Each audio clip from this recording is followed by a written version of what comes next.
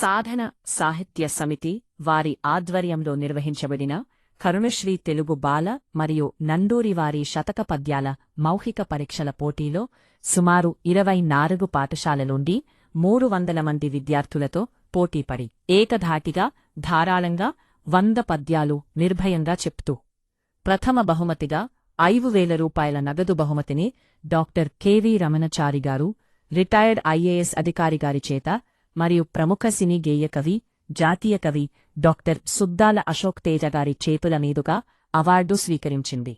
మన స్వాతి హైస్కూల్, మాధాపూర్, హైదరాబాద్ 8వ తరగతి విద్యార్థిని కుమారి గారిమొల్ల వెంకట కిరణ్మయి. ఇది నిజంగా గర్వకారణం.